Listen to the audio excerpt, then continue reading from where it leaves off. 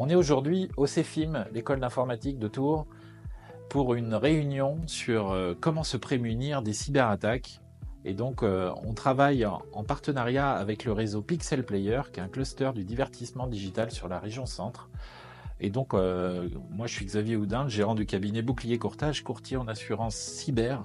Et j'ai fait appel à un panel d'experts qu'on a fait venir directement de Paris pour justement mieux comprendre comment se protéger et mettre en place des garanties de protection pour mieux couvrir les entreprises avec qui nous travaillons.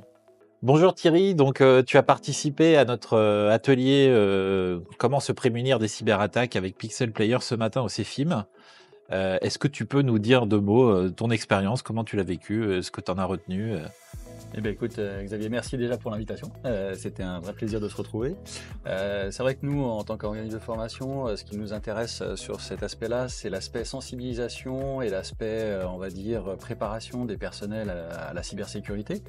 Comme je te le disais, on est dans ce monde-là très impliqué parce qu'au niveau de la région, au niveau national, on fait déjà beaucoup de choses sur la cybersécurité. Et ça m'intéresse toujours de voir justement les autres choses qui se font de manière un peu plus novatrice ou peut-être des fois justement l'évolution de la cybersécurité. Donc c'était très intéressant justement de par le fait qu'il y ait plusieurs intervenants avec chacun son domaine justement en particulier. Et justement, ce qui était intéressant de voir, c'était la perception que l'on a de la cybersécurité aujourd'hui avec l'évolution des attaques, quel type d'attaque, comment justement aujourd'hui on peut s'en prémunir. Et puis l'aspect aussi justement comment sensibiliser les gens, parce que c'est pour moi la porte d'entrée de la cyberattaque. On est sur, encore une fois, on disait tout à l'heure, presque 80% des attaques qui se font avec un facteur humain qui est le déclencheur. Donc pour moi, vraiment la chose qui est super importante, c'est vraiment la préparation du personnel, depuis le dirigeant jusqu'au simple salarié, à la sensibilisation des attaques. Et puis justement, ce qui était intéressant, alors je me souviens plus, le dernier intervenant, c'était Kamae. Kamae, voilà.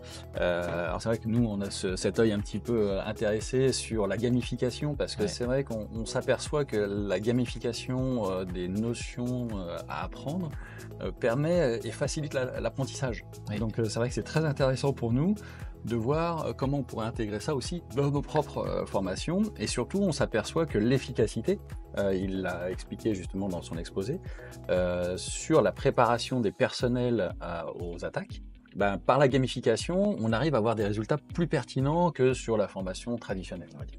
Donc ça, c'était l'aspect qui m'a bien plu. Et puis les échanges après avec les professionnels.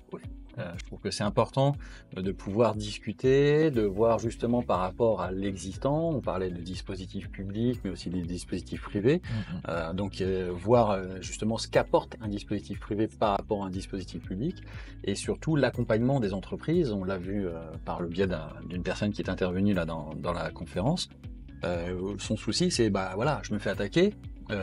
Qu'est-ce que je fais si jamais on me demande une rançon? Donc concrètement, en fait, c'est ça qui inquiète les gens, c'est savoir ce qu'ils doivent faire. Et tout de suite, donc c'est un aspect pratico-pratique qu'il faut mettre en œuvre très rapidement. Donc tout ça, c'était vraiment ce qui m'intéresse, mais en tout cas, c'est ça. Une dernière question, Thierry. Donc, je crois que tu travailles régulièrement avec CyberResponse. Oui. Donc, nous, on représente les compagnies d'assurance, voilà, le courtage. Comment nous, acteurs du privé, on peut travailler plus en intelligence ou en meilleure collaboration avec le public quelle synergie on pourrait développer ensemble? CyberResponse, c'est vraiment l'émanation de l'ANSSI au niveau local. Donc c'est une instance publique, ils appellent ça un CCERT, donc c'est le centre régional d'intervention au niveau local. Donc eux, ils vont faire ce qu'on appelle les premiers pas, donc accompagner les petites structures. On est bientôt sur du NIS 2, où on sait que voilà, ça va être bientôt descendre dans les strates au niveau des entreprises, au niveau chiffre d'affaires, au niveau taille. Il va y avoir de la réglementation et de l'obligation de se préparer à la cybersécurité. Donc il va y avoir cet aspect réglementaire qui va jouer. Et par rapport à ça, en fait, CyberResponse apporte une première étape, c'est je suis attaqué, qu'est-ce que je dois faire tout de suite dans l'immédiat? Contre l'assurance, de toute façon, elle sera toujours obligatoire, puisque en fait, l'assurance, pour moi, elle couvre non pas seulement l'aspect je dois payer quelque chose pour récupérer mes données, mais également le côté perte d'exploitation, parce que l'assurance, la cyberréponse, ils vont pas aller là-dessus. Donc c'est vraiment cet aspect-là qu'il faut travailler, parce que ça va être vraiment là où justement il va y avoir une attente. On sait que en gros, une entreprise sur 3 qui est attaquée va fermer. Parce que justement, perte de trésorerie, perte d'exploitation, c'est l'arrêt total. Donc le risque, il est quand même très prégnant. Et on l'a vu, les attaques vont pas en diminuant, mais bien en croissant.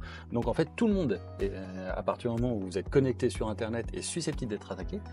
Et surtout, le risque, il est très très important parce que les petites structures qui n'ont pas forcément mis en place une politique de sécurité sont plus exposées que les grosses qui, elles, ont en général un dispositif avec une DSI, un RSSI qui gère la partie sécurité.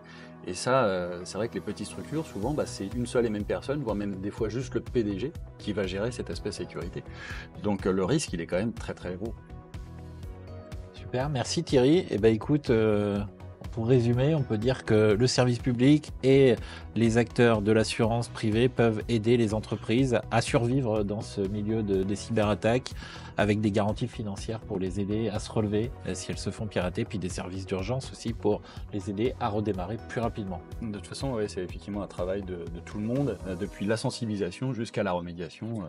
On doit tous travailler la main dans la main parce que les attaques elles viennent de l'extérieur, de toute façon. C'est ça. Ouais.